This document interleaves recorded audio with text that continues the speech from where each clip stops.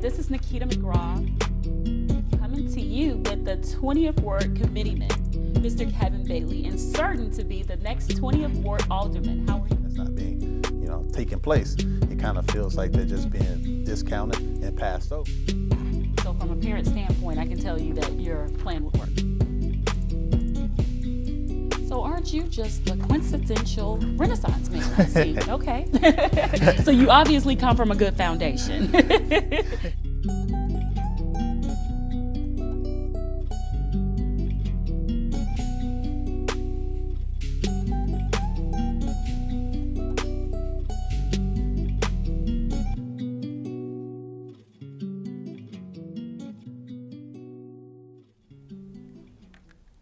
Hi, this is Nakita coming to you with the 20th Ward Committeeman, Mr. Kevin Bailey, and certain to be the next 20th Ward Alderman. How are you today? I'm doing very well. How are you this morning? I'm wonderful. A little cold, but I'm managing. Absolutely. It's very cold outside. I did not want to wake up to the snow, but it is what it is. Every day is a blessing. Hey, it's Chicago, right? Absolutely. Totally unexpected weather. That's one thing we can say we can expect in 2017, unexpected weather. Absolutely. Being able to be ready for everything. Is it going to rain, snow? Will it be hot? Well, exactly. We're prepared.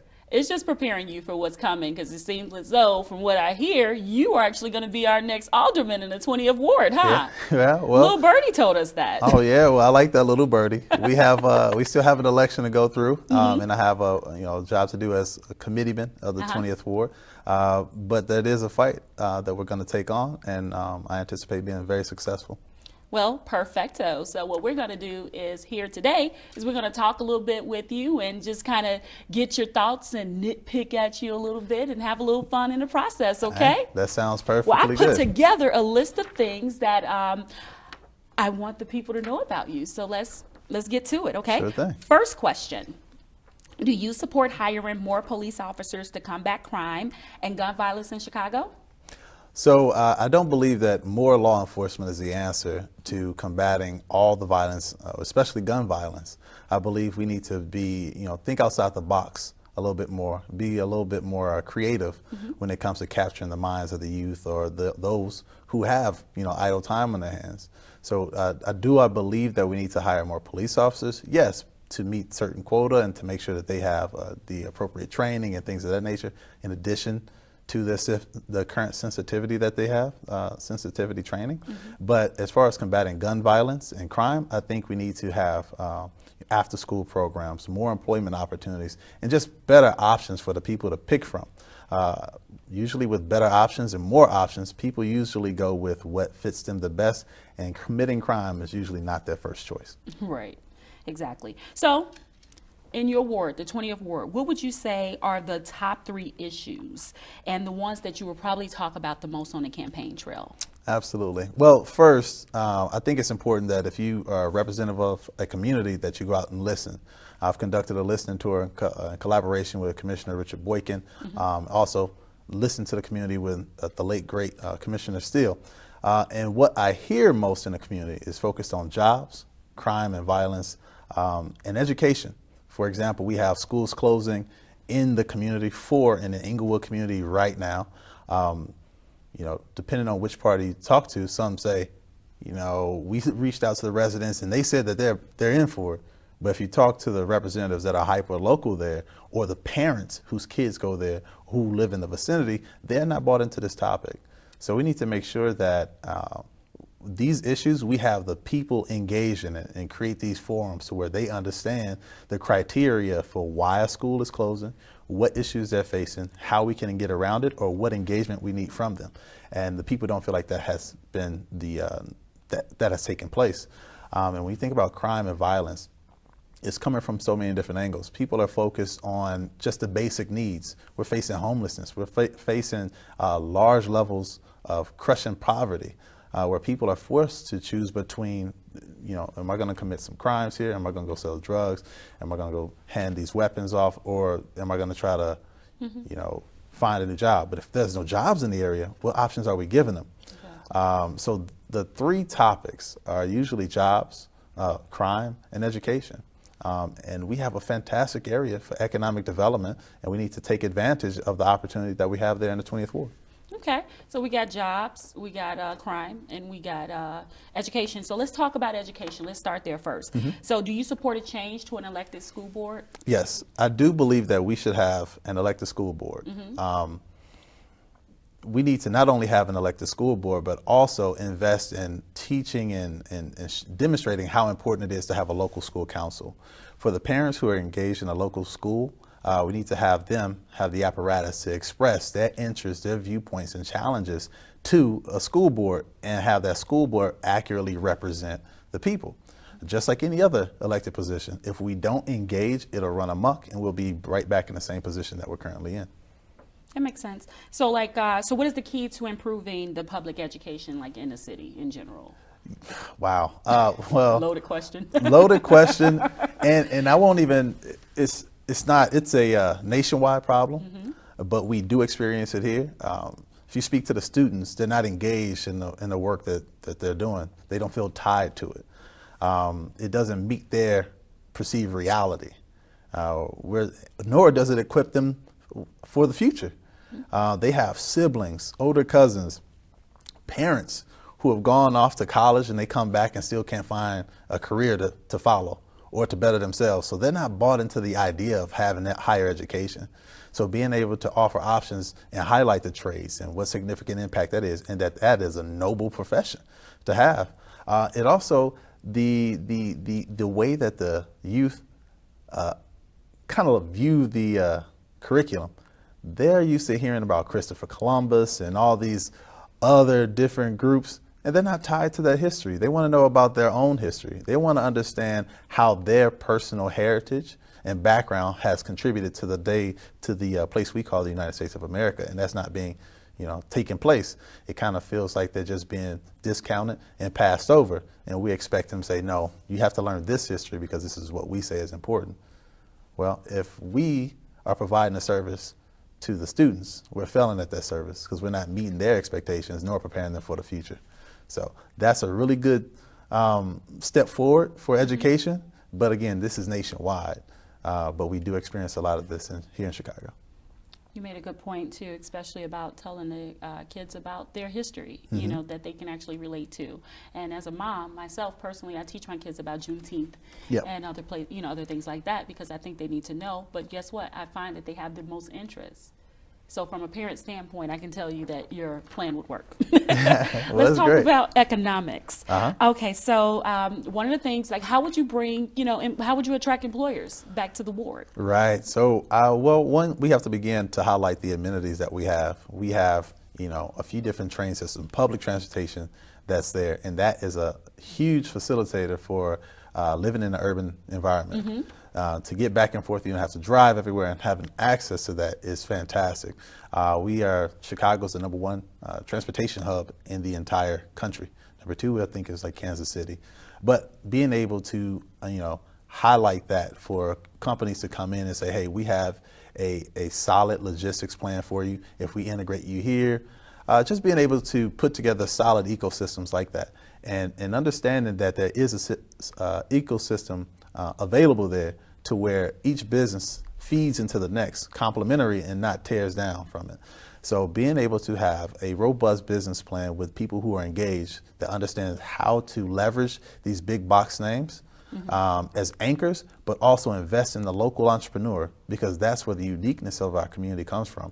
And we have some wonderful people on the south side of Chicago, all over the Chicago, but of course I'm biased, especially in the 20th Ward, that have great ideas and great aspirations, and we need to invest in those people so we can realize and have shape the destiny of our own community. So how would you use those amazing, persuasive skills to encourage employers to hire your local residents? So I think a lot of companies come into our communities and they use a lot of our tax dollars to get started. Yep. And it's important that whenever these organizations come into our community and they're using our tax dollars, that they understand that there's a contract with the community. So community benefits agreements are extremely important to me. And that has to have, I want engagement in the local school? Are you going to help sponsor some football hats or baseball hats? Are you going to help the cheerleaders over here? Are you going to help with an after school program? Because you just got millions of dollars from the taxpayer that you didn't necessarily have yourself. You may have had the network, but we gave you the funds to make it work. What is the community's return on investment with that? And I think that's what we should always ask our companies, as well as entrepreneurs that are there locally. So I believe the business community appreciates someone that understands how business works, but will also not let them take advantage of the area that they're in. If they have a person that's in leadership that can really ask the tough questions and help guide them through some of the red tape that they face when they're trying to engage the community, I think they understand that's a much more sustainable model. So they're not investing into a place that will eventually go out of business. Okay. So we talked a little bit about the from the police aspect as far as public safety, but the city in general, how can we, improve public safety? Yeah, so public safety to me is huge. It's not only about police officers and firefighters and ambulance. Those are very important systems that we have in place, but we also have, the actual physical infrastructure that feeds into public safety. So to start with the police officers, there's been a lot of controversy around the accountability piece, and I am all about holding people who break the law, whether they have a badge or not have a badge, accountable for their actions. Because at the end of the day, law is law, and we're all humans. To disrespect another one or to think that you're above the law, it shouldn't be tolerated. So I think, so while you have the accountability piece, I do think we need to have a training piece associated with that.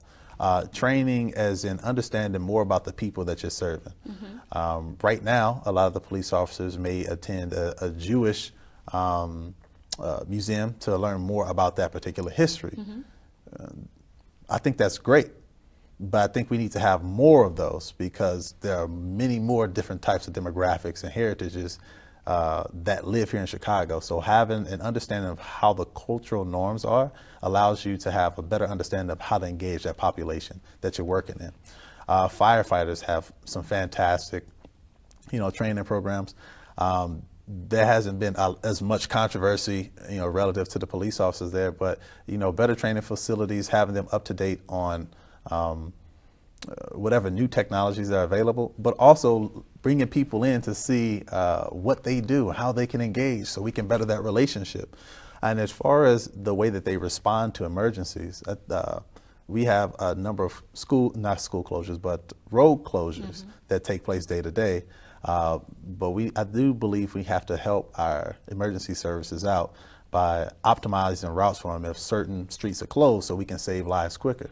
We have trauma centers that are in some places and not in others. Right. So for the places where they're not, we have to be able to get these ambulances with the people's lives that they're trying to save to the place the most expedient way. So I think those are ways that we can help benefit the emergency services. But public safety also goes to, how does the infrastructure look? Are people dodging potholes that are 10 inches deep? Yeah. And they may swerve, hit a person, hit a car, which causes your insurance premiums to increase. Yeah. Medical bills, which are extremely expensive. So we have to have solid infrastructure. We have to have clear infrastructure, paving the lines in the road. That may help save an accident. That's a life. And that's a part of public safety to me.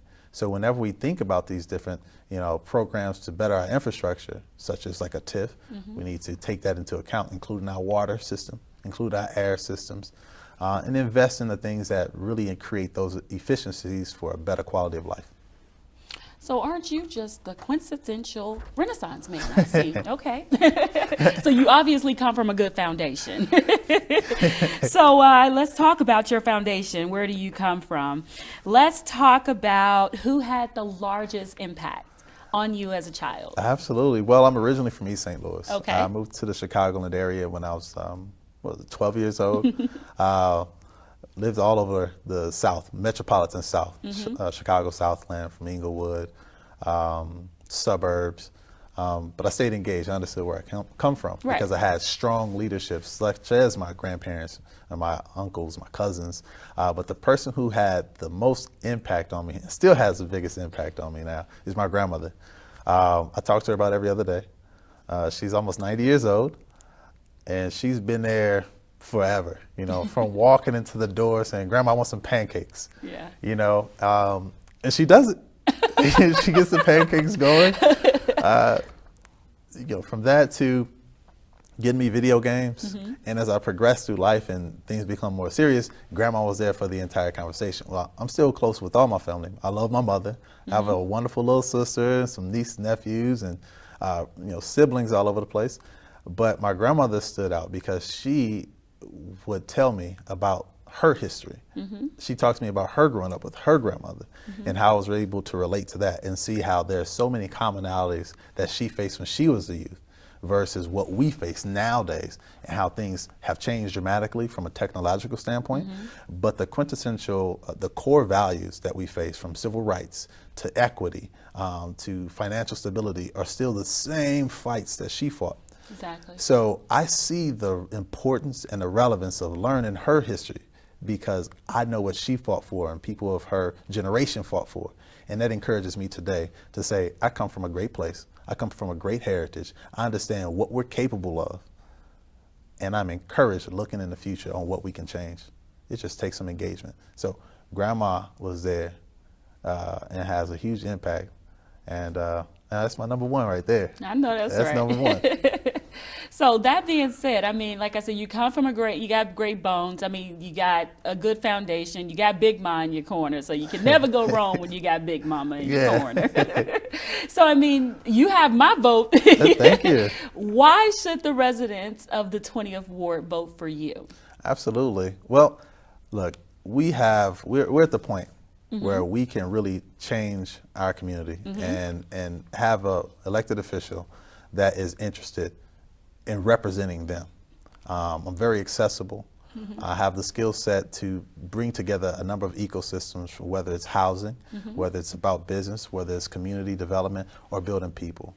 I've been engaged in civic service, you know, helping people such as Congressman Lanique Davis, working with Commissioner Robert Steele, Commissioner Boykin, and being able to impact change without necessarily going to change the law. You know, being able to leverage the platforms that you have to get a company engaged, like a Facebook, to highlight that, you know, live streaming, you know, all the negativity, the live streaming murders, the live streaming the rapes, and all this stuff has a negative impact on our community. Exactly. Being able to reach out to him, to have him come to Chicago, take a tour through the community that we say is being most negatively impacted, and him sitting with some kids, right? I think we need that level of advocacy, that level of creativity to think outside the box and touch people who can make instant changes without having to go through all the bureaucracy of changing the law. Right. It just takes some real advocacy, and I'm that advocate. I don't mind working. I work from professional, a little bit of personal life, a little bit of sleep, and then right back to the politics. Because what moves me and what motivates me is the status of my community. And right now, our community needs a fighter, and that's exactly what I am. You know, running for the committeeman seat is not a paid position. Right. But still, I have a service office because I believe investing in my community is the best way to spend that dollar. Establishing ways and a plan to keep the dollar circulating in the community. Right now, it's only about 3 minutes to an hour. You know, we need to make sure that whenever we create a dollar in our community, it circulates. Yeah. 9 months. There should be entrepreneurs being invested in every year, new companies invested in every year. And as a thought leader in the profession that I am in, I help currently consult a couple companies looking to come into the ward right now. So I'm doing the work before actually being in that position. I have done the civic work and engagement, getting the registered voters population up. And I'm going to continue to do that. And at the same time, create a succession plan. Because right now, our community suffers because we don't have leadership that has set in place a proper apparatus to mentor the next person coming up so we can continue to fight that our grandparents are fighting and build upon the success that they've had. So why should they vote for me? Because I'm a fighter, I listen, and I'm willing to work and collaborate to make our community better and uplifted. Well, you heard it here first. So let's get this job done. Mr. Kevin Bailey, 20th Ward Alderman, you heard it here first.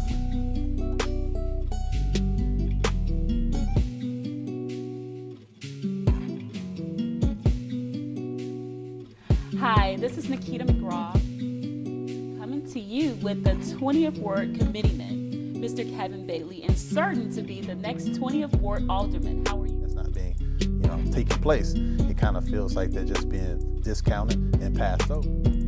So from a parent standpoint, I can tell you that your plan would work. So aren't you just the quintessential Renaissance man? I see. Okay. So you obviously come from a good foundation.